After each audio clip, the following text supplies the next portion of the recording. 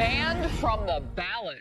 Colorado's highest court, the state Supreme Court, has disqualified former President Donald Trump and Republican frontrunner, of course, from the state's ballot in 2024, deciding that the former president's absence on January 6, 2021 made him ineligible to hold office again. That ruling hinged on a 14th Amendment prohibition on, quote, insurrectionists holding office. However, Donald Trump is vowing to fight back, and we'll get into it. This is Outnumbered. I'm Harris Faulkner, here with my co-host, Emily Compagno.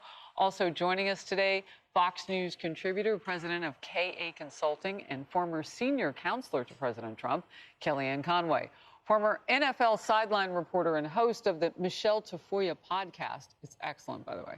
Michelle Tafoya is here, and author of Parents of the World Unite, and senior advisor at America First Legal. Ian Pryor is here.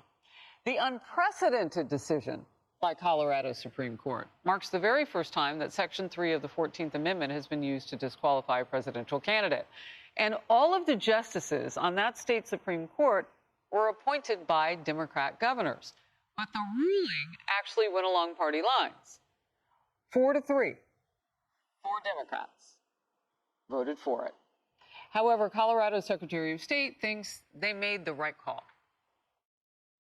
The Colorado Supreme Court confirmed that the district court got it right, that he did engage in insurrection. I think Section 3 of the 14th Amendment has to apply to the presidency, because if not, it's a get-out-of-jail-free card. Meanwhile, former President Trump is looking to appeal Colorado's ruling to the United States Supreme Court, so he's going to take it higher if he can. A case which would almost certainly decide the fate of many anti-Trump efforts happening across America. At least 12 states now have pending lawsuits which would bar Trump from the ballot, with 2 states having pending appeals. The former president reacted to last night's news during a campaign stop in Iowa. They want to silence me because I will never let them silence you. And in the end, they're not after me, they're after you. I just happen to be standing in their way. So specifically, though, he didn't talk about the Colorado case. The GWU law professor, Jonathan Turley, thinks that this decision did great damage to the credibility of Colorado's high court. I think the opinion is really chilling, and I think that the Supreme Court will make fast work of this theory. I hope it does. But I think this court, did great damage to its own integrity with this opinion. This is a time when we actually need democracy. We need to allow the voters to vote. This is hands down the most anti-democratic opinion I've seen in my lifetime. Jonathan Turley called this very, very dangerous. It is, and it's probably election interference. Look, the viewers should know, Harris, that so many of these claims have been withdrawn or dismissed. Colorado is not the only state who's trying to do this. Everyone's trying to do this because they don't know how to beat Donald Trump fairly and squarely. I think that people have handled Trump all wrong. If you want to deprive someone of oxygen, ignore him. Instead, they're so obsessed with him, and they've spent no time learning his voters. I would have done the reverse if I were an anti-Trumper. I would have done everything I could to figure out why 74 million people in 2020, the highest number for a president ever, voted for him. It's an even higher number now. It's base plus. Joe Biden doesn't have his base, minus base plus. And I would have ignored Trump. They've done the opposite. I think that they've given him another gift in this case, because his voters and other voters who are going to vote for him don't look like they're going to vote for him and will. More young people, more people of color, more union households, more self-identified independents. They can go and they can write him in if they want. And so this is not the last we're going to hear of it. Jonathan Turley, my law professor at GW many years ago, when he said it's chilling, and he says that this nation is like a powder keg and the Colorado Supreme Court just lit a match, it's important. Last point. If you read the 14th Amendment, the section to which they're referring, to say nothing of the fact that Donald Trump's never been convicted of insurrection. He hasn't been He's never been convicted. He's never been charged with an insurrection. He's never been convicted of anything. Yeah. What's important here is that the last 5 words people were pointing out last night, the last 5 words say, give comfort to the enemies thereof, meaning to the United States of America. You can interpret that to mean anything. And somebody pointed out, does it apply to Joe Biden that he gave billions of dollars to Iran? Interesting. So this, to me, was a conclusion in search of evidence. And if you read their opinion, it's very halting to me and very unconvincing. I love the dissent. The one gentleman who dissented, I mean, he really just let them have it and said there's nothing in the Constitution that would support what you just did. So this went along party lines, Emily. Yeah, and I think I just want to draw that everything you said is so valid, so important. Taking it a step further, at the end of the day, everyone, we're having a court essentially decide what the people should. And that's the overarching argument that proponents of the presidency being excluded from Section 3 keep saying. So there's no way that the framers would intend that one office would mean that, oh, here's how you are excommunicated from it. No, they were the ones above all that entirely were dedicated to the power of the people. And I think advocates that say that, yes, Section 3 applies to the presidency, because I think the insurrection point is separate, whether or not he's been charged. I think the bigger point here is whether the presidency falls under this clause. And everyone who says, oh, yes, it definitely does, they cite scattered sources. Right. They say, oh, there's no way that the framers would have intended that someone who was a Confederate got back into the presidency. And then they say that it should be read as to cover as many positions as possible. But at the end of the day, the democracy canon, as Josh Blackman and Seth Barrett Tillman wrote for NYU's journal Law and Liberty, which I really suggest everyone reads, because they go into detail why exactly. Because we might have missed it. The NYU Journal of Law and Liberty, Josh Blackman and Seth Tillman wrote an amazing long article about why exactly the presidency does not fall under this, why the framers intended for this to be excluded. And they say exactly the point that I made in the beginning. It's because of the power of the people should rest in their hands.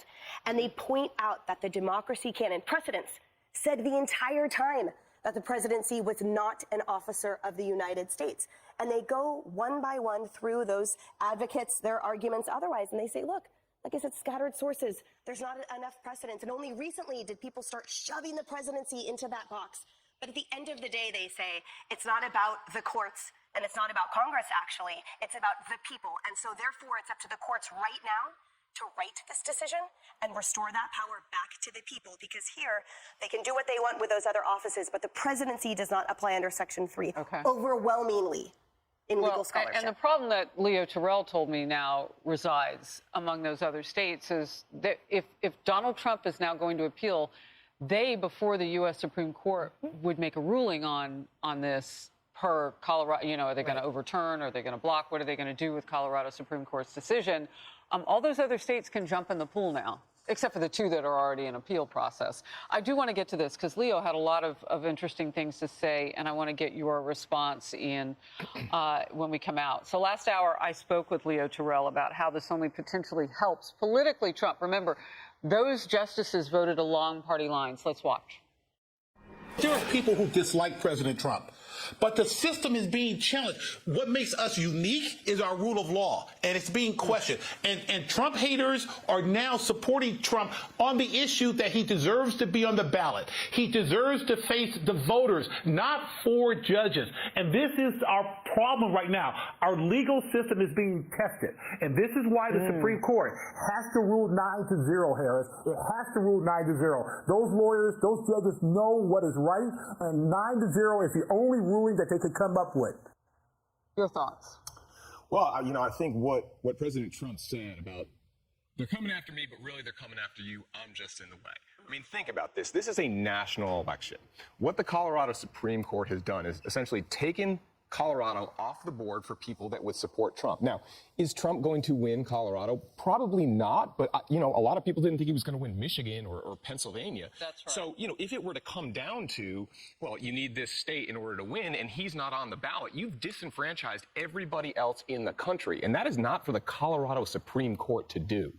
You know that the problem right now for the White House, Michelle, and I heard Leo say this, his first remark was he calls on President Biden and Vice President Kamala Harris to have a profile in courage right now. Have a profile in courage, meaning get some intestinal fortitude, sit up straight and speak out against this because you don't want it to go this way. It will be used against the other side next time, but most importantly, it hurts all of us. It takes the power right out of our hands as voters. The instant that this news broke, my thought was Colorado is trying to make news. This Supreme Court wants to make history. They want to be the one state that stood up and said, we're not going to have Trump on our ballot. They have to know that the Supreme Court is going to overturn this. They have to know that. They're not They may be unwise, but they're not stupid, right? They have to know this. Well, that's questionable. I never really can decide that for Well, anybody. They have to show me if they're stupid or not. I think this will be overturned by the Supreme Court very easily, and they have to know that. But I think what's interesting is when you talk about the 4 judges who voted in favor of this, they're from Penn Law School, Harvard Law School, Yale Law School, and Virginia. And the 3 who didn't vote for this were all, I think, from Denver, University of Denver, which is a really interesting, again, another reflection on the Ivy League mentality of judicial activism. And that's what I feel this is.